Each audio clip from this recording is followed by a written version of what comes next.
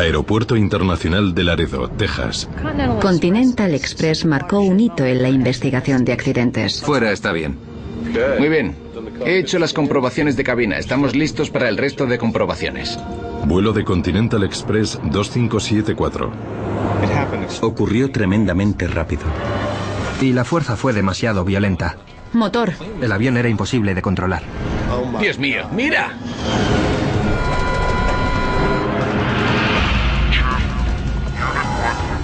Me asusté un poco al ver los restos. Les dije que creía que había explotado una bomba. Ha explotado una bomba. ¡Boom! Los restos desvelarían una escalofriante historia. Si hubieran seguido escrupulosamente esos procedimientos, el accidente no se habría producido. De buenas intenciones con resultados espantosos.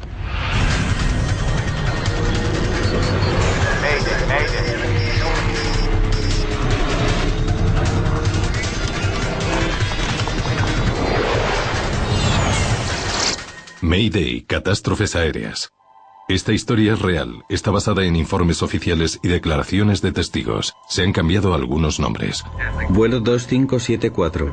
Traerán a todo el mundo del 26 o del 27. Pues muy bien.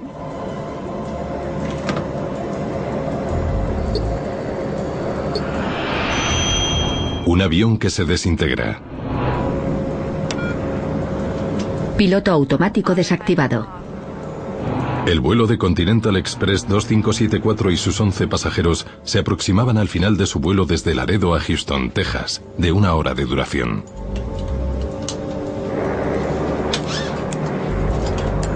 Era el segundo vuelo del día para esta tripulación. Ya habían realizado el trayecto Houston-Laredo. Estaban regresando. 15.000 pies debajo de ellos era una cálida mañana de verano en los ranchos y granjas de ganado del sur de Texas. Captado en lado derecho. Los pilotos preparaban el Embraer 120 Brasilia para otro aterrizaje rutinario. El capitán Brad Patridge solo tenía 29 años. El primer oficial Clint Rodosovich estaba a punto de convertirse en capitán también.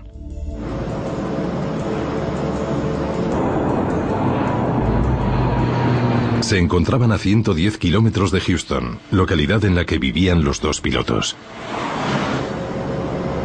Un descenso enérgico de transbordador espacial.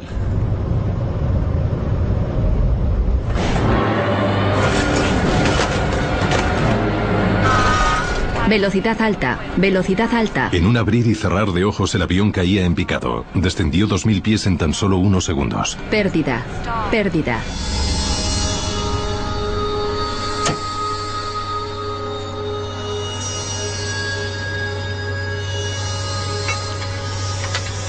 En tierra, Cary Lavay y su hermano Clifton trabajaban en sus tierras.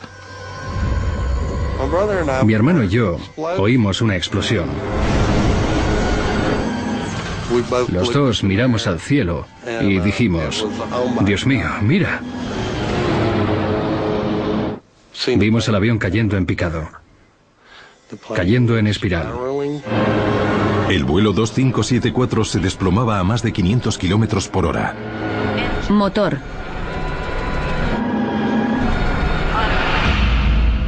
Piloto automático. Piloto automático.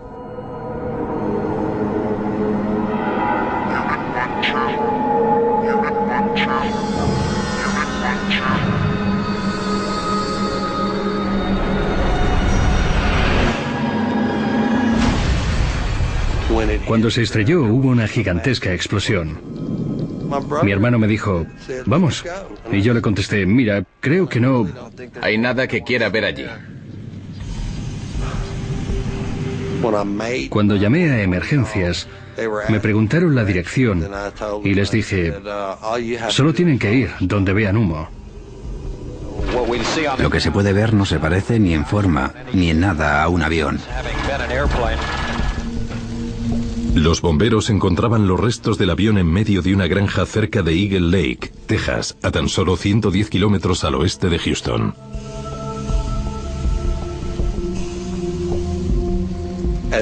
Al llegar, si no hubiéramos sabido que era un avión, habríamos pensado que eran un montón de escombros ardiendo.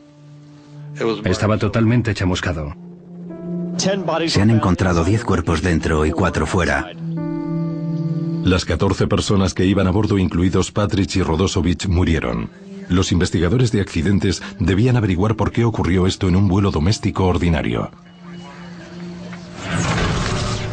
Cuando un pasajero muere en un vuelo programado, mandamos a un equipo entero. Es lo normal. Unas 12 personas forman esos equipos especializados y tenemos que estar preparados para actuar a las 3 o 4 horas del aviso.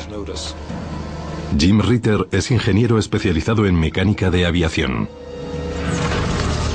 Una de las cosas claves que tenemos que hacer en todas las investigaciones de accidentes es tratar de averiguar por qué el avión hizo lo que hizo. Si fue algo normal o fue un fallo lo que provocó el accidente.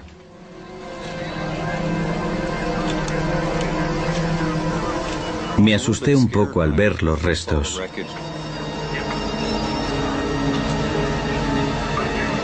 El avión estaba destrozado y no teníamos mucho con lo que trabajar. Deepak Joshi es experto en estructuras de aviación. Fui directo a la zona central, donde estaba casi todo el avión. Y mi primera orden fue que se localizaran las 4 esquinas del avión.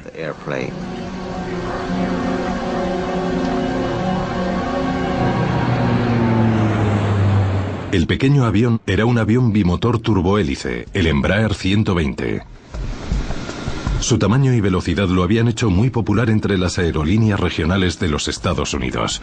La flota de Continental Express estaba conformada por 34 de ellos.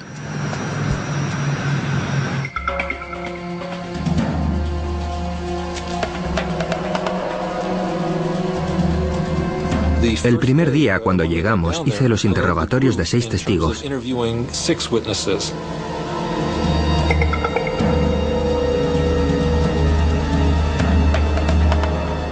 Y uno de ellos dijo que el avión parecía estar haciendo un descenso rutinario hacia el aeropuerto. Pero siguió observándolo y entonces vio una explosión. Ha habido una explosión. Le dije que creía que había explotado una bomba. Ha explotado una bomba y cayó en espiral. Cuando chocó contra el suelo hubo una segunda explosión. Y ¡boom! Con la primera explosión dijimos, Dios mío.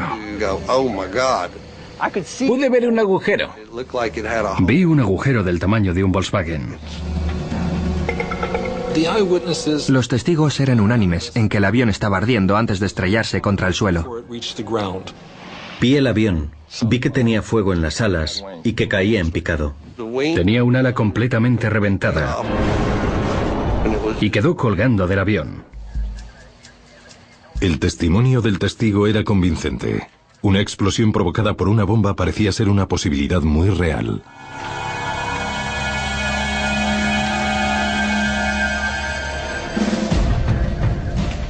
Agentes del FBI se trasladaban rápidamente a la escena del accidente en busca de pruebas criminales. La Administración Federal de Aviación cree que se ha producido una explosión a bordo y por eso desapareció de la pantalla muy rápido. El FBI había recibido un informe que decía que alguien había puesto una bomba en el avión, por lo que tenían que ser muy cautelosos y asegurarse de que no había pruebas de bomba o actividad criminal. La Junta Nacional de Seguridad de Transporte había recibido informes de que un testigo protegido que iba a testificar en un juicio por narcotráfico en Laredo tenía plaza reservada en el vuelo de Continental. El sospechoso perdió el vuelo porque su juicio se había retrasado. Lo que estoy diciendo es que nuestros investigadores no tienen nada de eso. No sé cómo decirlo más claramente.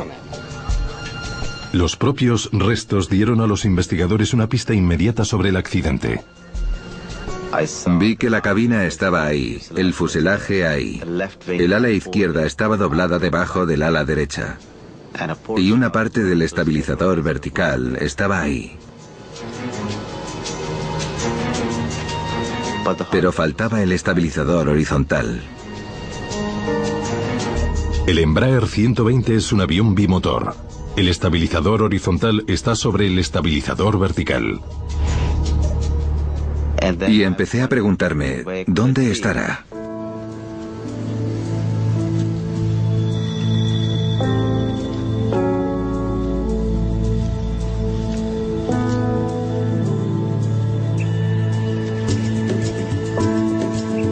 A 200 metros de distancia del lugar del accidente, Yoshi encontraba la parte desaparecida del avión. ¿Puede venir alguien a ayudarme? Eso me hizo pensar que el avión podía haberse desintegrado en el aire. Muy bien. Había diferentes piezas desparramadas, así que una de las preguntas que nos hacíamos era ¿qué había ocurrido? ¿Qué había provocado el accidente?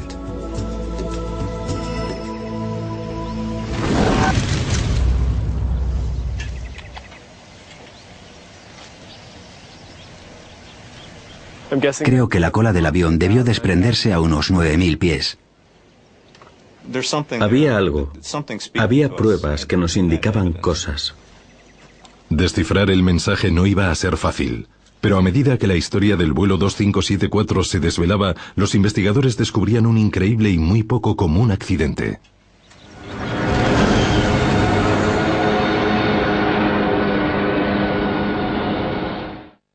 Las 14 personas que iban a bordo están muertas, incluidos el capitán Brad Patrick de Kingwood. Los investigadores de la Junta de Seguridad del Transporte recuperaron las cajas negras del fuselaje del avión de Continental Express que realizaba el vuelo 2574. Los grabadores son fundamentales para nuestro trabajo. Es lo que nos puede dar una idea de lo que ha pasado. Sin esos grabadores de vuelo o sin las grabaciones de la voz de la cabina, no tendríamos mucho con lo que trabajar. Las cajas negras se trasladaron a Washington para ser analizadas. Las investigaciones se centraban ahora en la siniestrada cola del avión. Faltaba una pieza del rompecabezas que no estaba entre los restos principales. Así que nos centramos en eso. Por su posición a 200 metros del resto del avión, los investigadores pudieron saber que fue una de las primeras partes del avión en desprenderse.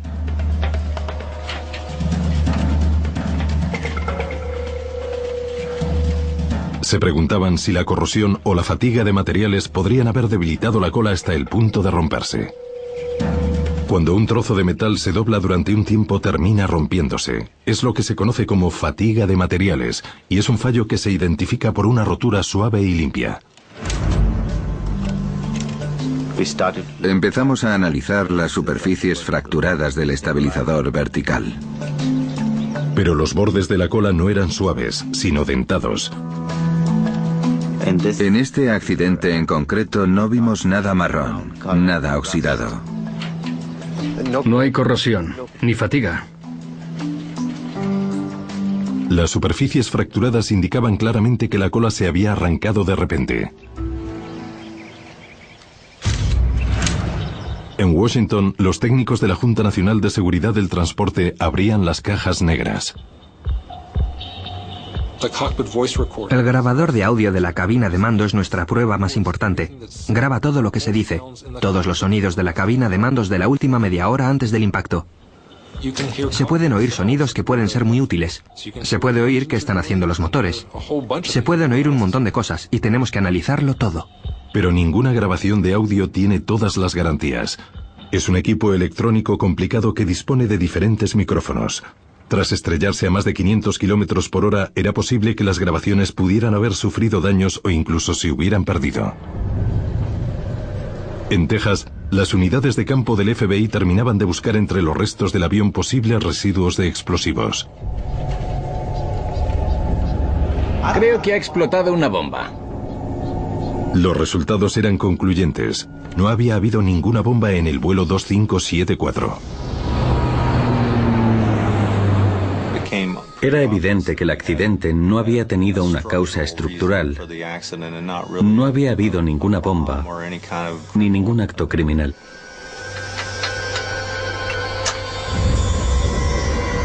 Era posible que el fuego y la explosión en pleno vuelo que habían visto los testigos oculares hicieran que el ala se rompiera provocando la inflamación del combustible del interior. Los investigadores descubrieron que la cola no se había desintegrado en una sola pieza. Vi que faltaba el borde de ataque del lado izquierdo del estabilizador horizontal. Y esto es muy extraño. Puede faltar una pequeña parte del borde de ataque, pero no toda la pieza, que mide unos 3 metros. El borde de ataque del lado derecho seguía sujeto al estabilizador, pero el del lado izquierdo había desaparecido por completo. Entonces, ¿cuándo se rompió esta pieza? La cuestión clave era, ¿fue la primera parte que se desintegró del avión? Porque muchas veces el hecho desencadenante se encuentra entre esas primeras partes que se desintegran del avión durante el vuelo. Era de vital importancia para el equipo de investigación encontrar el desaparecido borde de ataque. Se trata de una pieza de material compuesto de 3 metros de longitud. Tiene una forma redondeada que permite que el aire atraviese suavemente el estabilizador. Pero no encontraban la pieza desaparecida en el lugar del accidente ni en los alrededores. Realmente la necesitábamos y cada vez nos sentíamos más frustrados porque sabíamos que era una parte esencial. Sin ella no tenían todas las partes del avión. Y lo que era peor, no tenían la pieza que probablemente se había desprendido primero.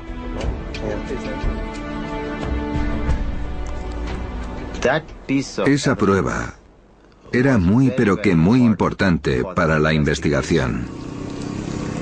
Así que hicimos todo lo que pudimos para encontrar ese borde de ataque.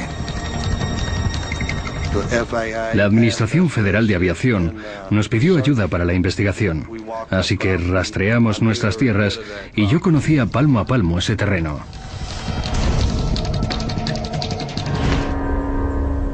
Mientras los investigadores rastreaban la zona, Jim Ritter recibía una copia de los datos del grabador de audio del laboratorio de Washington. La buena noticia era que la grabación estaba intacta. Se habían podido recuperar los momentos finales de los pilotos. Comprobación de radio. Ritter quería saber si habían discutido la situación o si quizás se habían visto obligados a realizar una maniobra de emergencia para evitar algún obstáculo. Cuando los aviones vuelan a 6.000 o a 8.000 pies, pueden toparse con algunas aves. Pero el avión bimotor turbohélice volaba a mucha más altura, a salvo de cualquier amenaza de ave. Comprobación de radio. Te oigo alto y claro. Yo también. Muy bien, ya está todo. Pero las grabaciones contenían mayormente los sonidos de los controladores dando instrucciones rutinarias a los pilotos. Vuelo 2574, indique su localización. 050. Vuelo 2574, recibido. Dirección 030. Y las conversaciones normales entre los pilotos. Tengo unos días de vacaciones. Creo que iré a la costa a descansar y a jugar al golf. No había señales de problemas en el vuelo hasta que el primer oficial inicia un rápido descenso hacia Houston. Un descenso enérgico de transbordador espacial.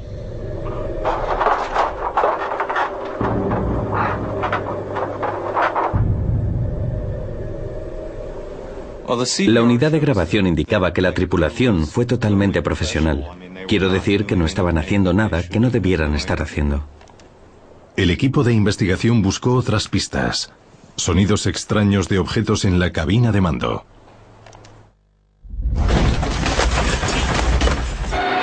Los motores empezaron a chirriar de repente, las estridencias de las alarmas de vuelo. Pérdida, pérdida, pérdida. Pero no había más conversaciones. La grabación indicaba a los investigadores que Patrick y Rodosovich no tuvieron ningún tipo de aviso de la repentina caída de su avión. Ocurrió tremendamente rápido, y no creo que ningún miembro de la tripulación hubiera podido hacer nada.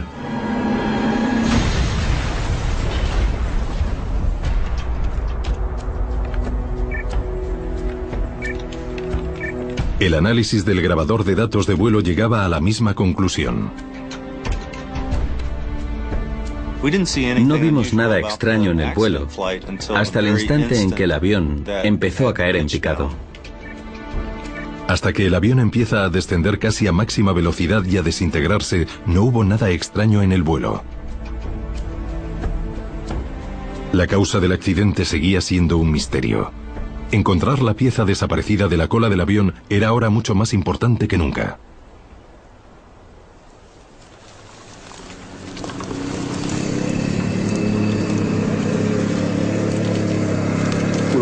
Estuvimos buscando por toda la zona y después de varios días sin encontrar nada, hicimos vuelos locales con voluntarios para rastrear mejor la zona. Buscaban en un área de 12 kilómetros cuadrados una pieza de 3 metros de longitud. Era una apuesta muy arriesgada. Nuestro objetivo era encontrar esa pieza y fue muy frustrante porque resultó mucho más difícil de lo que pensábamos. Los ingenieros de la empresa fabricante del avión nos dijeron cómo eran de pesadas las piezas. ¿Tiene el peso de la pieza? Las dimensiones de la pieza para ver qué niveles de arrastre había podido haber. Ritter registró las coordenadas del lugar del accidente. Analizó la climatología del día del accidente. Recopilé esa información, la registré y calculé a qué radio podría estar el borde del ataque. Finalmente dio con una posible ubicación de la pieza desaparecida.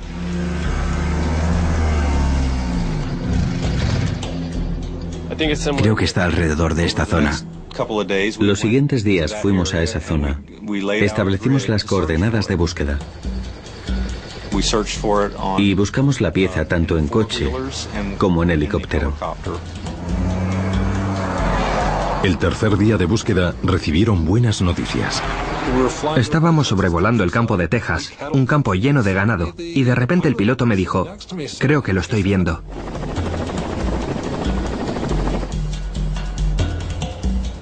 La pieza estaba en la zona pronosticada, pero estaba tan bien camuflada que era casi imposible de encontrar. Había pasado gente por allí cientos de veces, pero estaba camuflada debajo de unas vallas para ganado. Jim, escucha, lo hemos encontrado justo donde tú decías. Por supuesto, es que no estabais buscando bien. Habíamos pasado varios días enteros, largos días y largas noches calculando dónde buscar, así que me puse muy contento cuando por fin encontramos la pieza. Ahora que había aparecido el borde de ataque, los investigadores creían tener todas las partes del avión. Estábamos emocionados porque era importante. Queríamos hacer todo lo que pudiéramos para comprender qué había provocado el accidente, y sin la pieza clave, siempre quedarían preguntas. De inmediato notaron algo inusual. Las pruebas indicaban que los orificios de la parte superior del borde de ataque estaban totalmente limpios, sin ninguna deformación, sin ningún daño. Pero los orificios a través de los que se fijaba la pieza a la parte inferior del estabilizador tenían un aspecto muy diferente. Los orificios de la parte inferior del borde de ataque se habían deformado, se habían agrietado y se habían deformado. La pieza desaparecida había sido encontrada a más de 1 kilómetro al sur de la cola. Estaba claro que había sido la primera pieza en desprenderse del avión.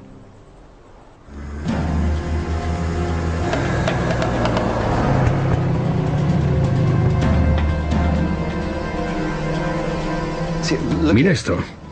Totalmente perfecto arriba, pero destrozado abajo. El hecho de que los orificios de los pernos de la parte de arriba del borde de ataque no estuvieran dañados presentaba una alarmante posibilidad. Parecía que no había pernos en la parte superior del borde de ataque del estabilizador horizontal. El descubrimiento dejaba al equipo con 2 interrogantes importantes. ¿Por qué no había pernos y...? ¿Podría ser esto la causa del accidente?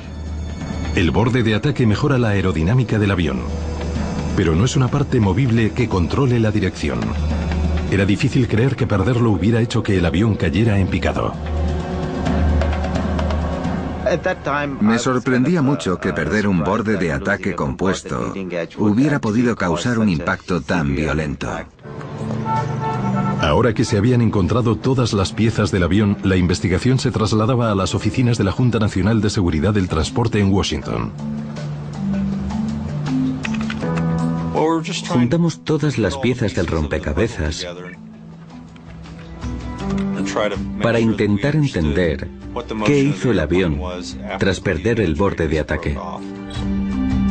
El estabilizador horizontal es una especie de ala al revés. Presiona la cola hacia abajo mientras las alas lo elevan.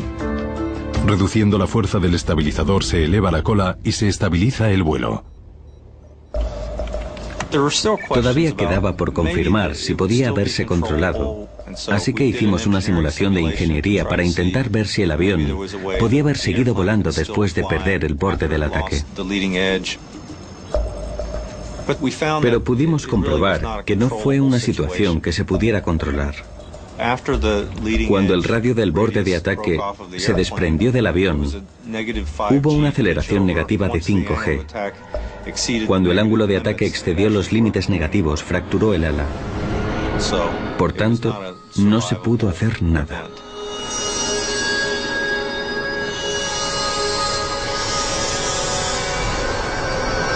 Las simulaciones eran concluyentes. La pérdida de solo un borde de ataque del estabilizador horizontal envió al avión a un descenso catastrófico. Justo lo que los testigos decían que vieron en el vuelo 2574. Si hay una pieza del ala que no es recomendable perder, es el borde del ataque.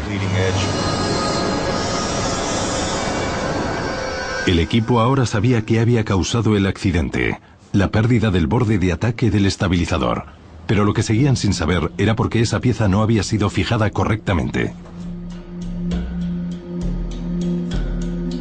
Analizando los datos de mantenimiento del avión, Brenner hizo un preocupante descubrimiento. Un equipo de mantenimiento había trabajado en el estabilizador horizontal la noche antes del accidente. Cada vez había más pruebas que nos decían que debíamos analizar en profundidad los procedimientos de mantenimiento que se habían hecho la noche anterior en la zona de mantenimiento. Continental Express es una de las aerolíneas más populares de los Estados Unidos. Las vidas de miles de pasajeros están en manos de toda una flota de aviones que deben estar en perfectas condiciones.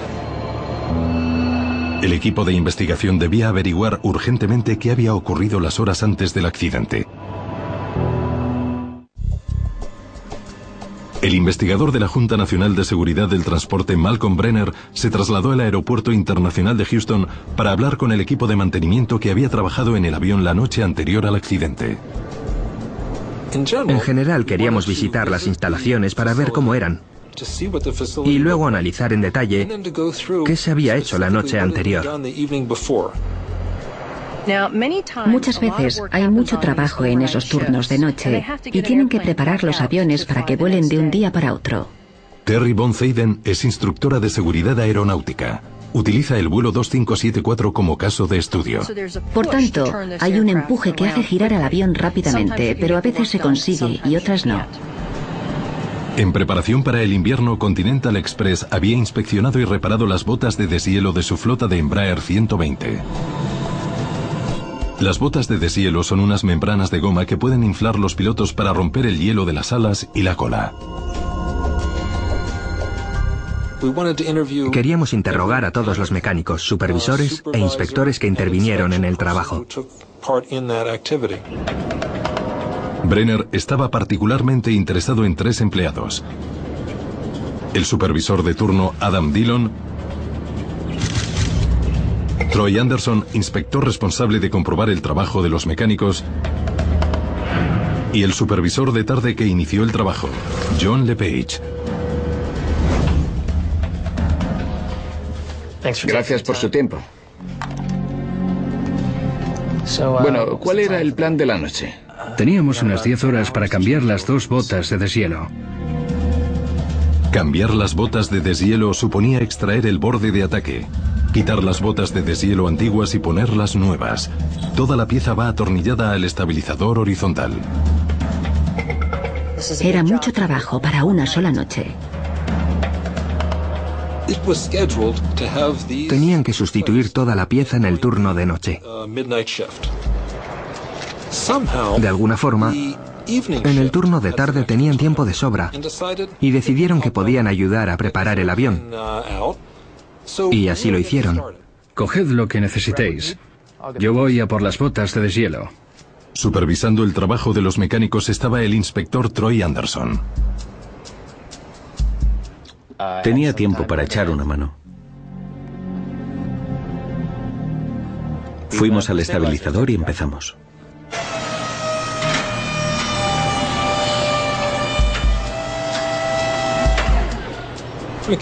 Empezaron a trabajar en la parte inferior.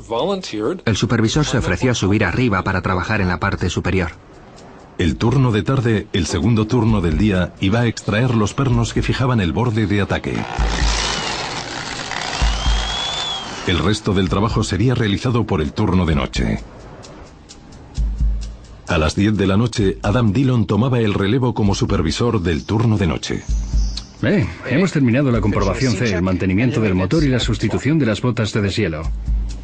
¿De ambos lados? Sí. Un cambio de turno es algo crucial, porque se toma el relevo de algo que está a medias. Y tenemos que ser muy pero que muy específicos sobre lo que se ha hecho y lo que el siguiente turno tiene que hacer. Cuando empecé mi turno, pregunté si habían terminado con las botas de deshielo. Los mecánicos vieron que muchos de los pernos estaban todavía puestos. Quitarlos les llevó más de lo que esperaban. Vi que todavía estaban intentando quitar el borde de ataque del lado derecho. Y parecía que no les iba a dar tiempo a terminar con las dos partes. Entonces tomaron una decisión crucial. ¿Habéis empezado con la parte izquierda? No. El equipo que había empezado a trabajar en las botas de deshielo se había ido a casa a las 10:30.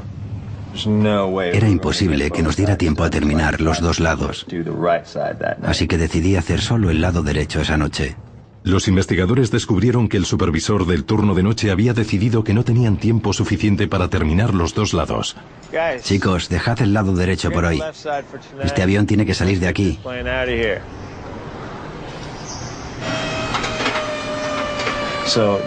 Así que los mecánicos se pasaron la mayor parte de su turno reemplazando las botas de deshielo del lado derecho. Unas horas después, terminaron de cambiar las botas de deshielo y reinstalaron el lado derecho del borde de ataque.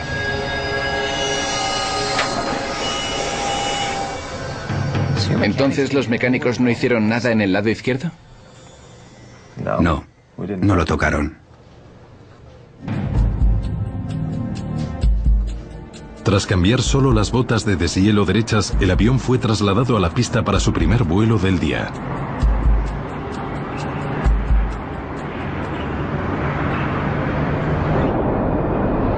Tres horas después, el borde de ataque izquierdo se desprendía de la cola haciendo que el avión cayera en picado a casi 12.000 pies de altura.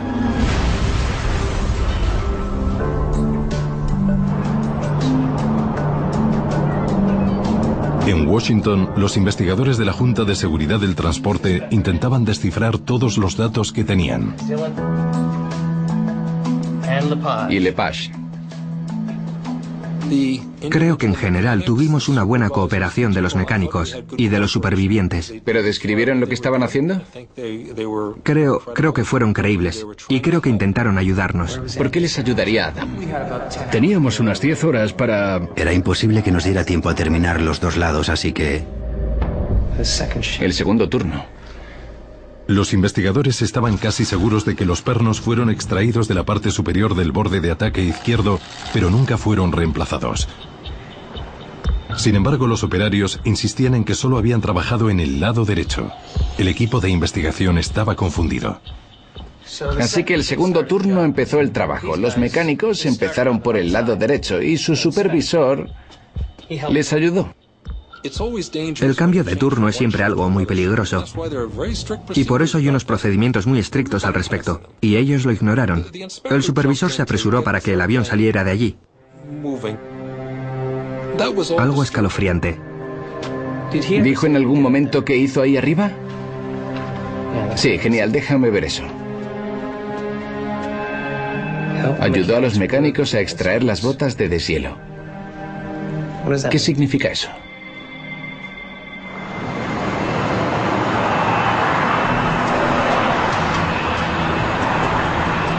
Malcolm Brenner volvió a Houston para intentar determinar qué trabajo había llevado a cabo el supervisor Anderson en el malogrado avión. Ayudé a los mecánicos a extraer las botas de deshielo. Es una información muy vaga. No especifica qué se extrajo del avión, ni qué se hizo, ni dónde estaba el supervisor durante el cambio de turno. Ayudé a los mecánicos a extraer las botas de deshielo. ¿Qué hizo exactamente?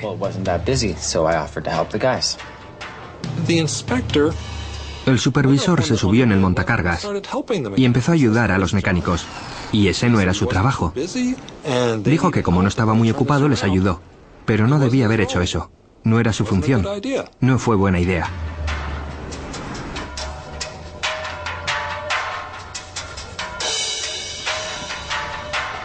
Entonces, ¿en qué lado trabajó, Troy? ¿Solo en el derecho? Both. Look, when I left, the plan was to do both sides.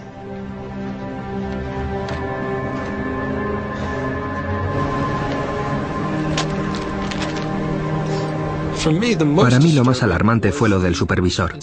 Estuvo allí y fue uno de los que quitó los pernos. Parte de la filosofía en mantenimiento es que hay un grupo que hace el trabajo y luego hay otro grupo de trabajo, lo mejor de lo mejor, la crème de la crème, que inspecciona el trabajo.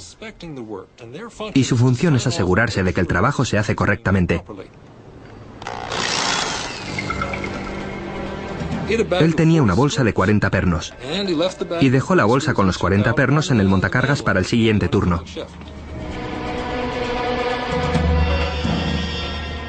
¿Habéis empezado con el lado izquierdo? No. Hablé con el supervisor del segundo turno y decidimos no hacer el lado izquierdo. Así que le preguntó al supervisor, ¿habéis empezado con el lado izquierdo? Y el supervisor le miró y le dijo, no que yo sepa. Chicos, dejad el lado derecho por hoy. Este avión tiene que salir de aquí. Nadie en el turno de noche sabía que Anderson había empezado a quitar pernos del lado izquierdo. Los formularios de trabajo no se habían rellenado y los procedimientos, aunque deberían haberse seguido escrupulosamente, no se siguieron. ¿Dio a sus mecánicos los formularios que tenían que rellenar? No. A veces el papeleo te lleva más tiempo que el propio trabajo.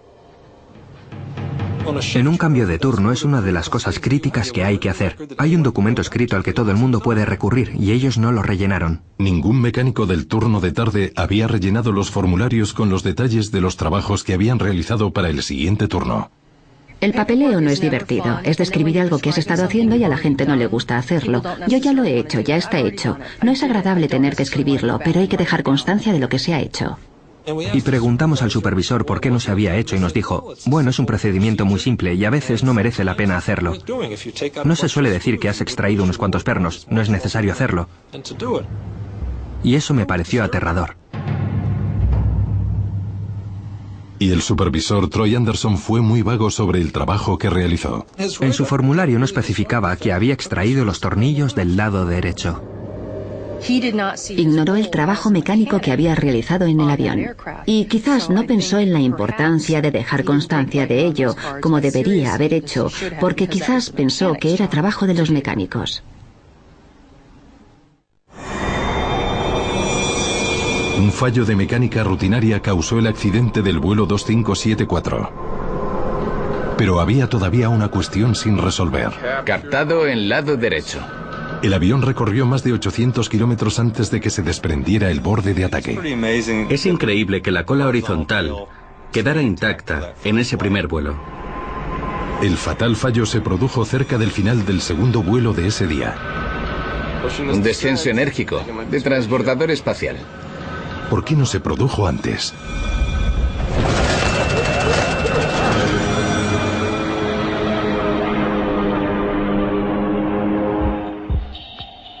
Los investigadores analizaron las grabaciones de los dos vuelos. Compararon parámetros de vuelo como velocidad, dirección, altitud, en busca de algún tipo de respuesta. Era cuestión de cuántas fuerzas habrían cambiado. Se centraron en la velocidad del aire durante el descenso. Justo antes de su fatal caída, el vuelo 2574 había alcanzado una velocidad de 260 nudos. En condiciones de seguridad normales es casi la velocidad máxima y 44 nudos más rápido que el descenso anterior. Realizaron un estudio para confirmar la sospecha de que esos 44 nudos extra fueron suficientes para provocar el accidente.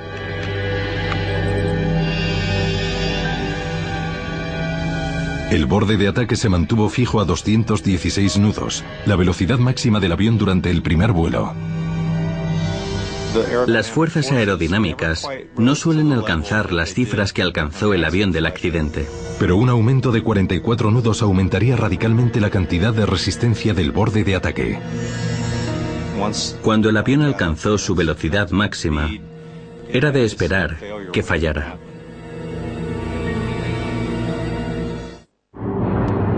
El trágico significado de las últimas palabras del primer oficial Radosovich tenían ahora sentido para los investigadores. Un descenso enérgico de transbordador espacial. Su descenso de alta velocidad selló el destino del vuelo 2574. El avión se desintegró a la máxima velocidad que alcanzó desde que terminaron los trabajos de mantenimiento la noche anterior.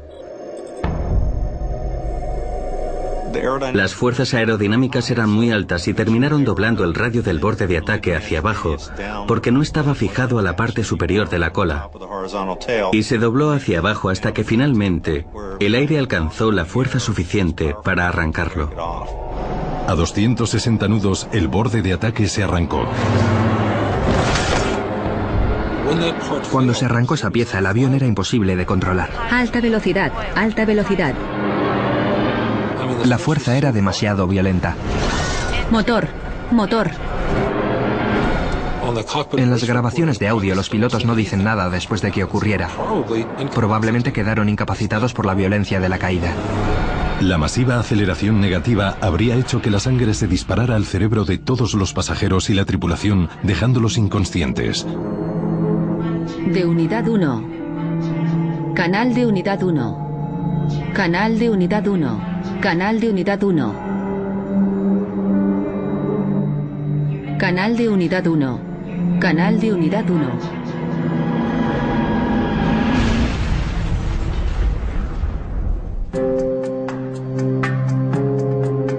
La Junta Nacional de Seguridad del Transporte culpó del accidente al hecho de no haber atornillado el borde de ataque izquierdo a la cola del avión.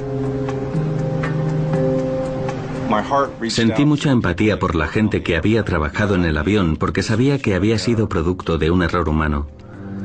Y estaba seguro de que cualquiera de los implicados en los trabajos de mantenimiento se iba a sentir muy mal al respecto.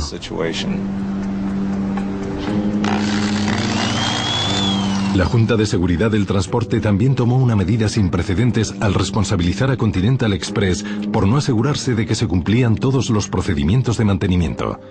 En concreto, por no asegurarse de que los mecánicos y los supervisores rellenaran los formularios pertinentes. A veces el papeleo te lleva más tiempo que el propio trabajo. Fue un accidente evitable. Si hubieran seguido escrupulosamente esos procedimientos, el accidente no se habría producido. El accidente de Continental Express marcó un hito en los accidentes aéreos, y en concreto en la investigación de accidentes aéreos, porque fue una de las primeras veces en que la política de la compañía quedaba en entredicho en una investigación de este tipo. Nunca antes la Junta de Seguridad del Transporte había responsabilizado a la dirección de una aerolínea por permitir que las reglas no se cumplieran. Los directivos tienen que entender su responsabilidad en este tipo de accidentes y estar más comprometidos con su personal para que hagan su trabajo correcta y eficazmente. Como consecuencia del accidente, las compañías aéreas se aseguran ahora de que se sigan todos los procedimientos de seguridad. Utilizan sistemas informáticos para comprobar de forma precisa el trabajo de los mecánicos. Pero una tecnología más avanzada es solo parte de la solución. Una de las cosas que intentamos hacer y que la gente haga es hablar. Intentamos fomentar la comunicación y que entiendan que no hay preguntas estúpidas. Todas las preguntas son importantes. Este es un caso en que pequeñas desviaciones de mucha gente, en que por tomar pequeños atajos sin aparente importancia, se produjo un horrible accidente como este. Un accidente horrible que se pudo evitar.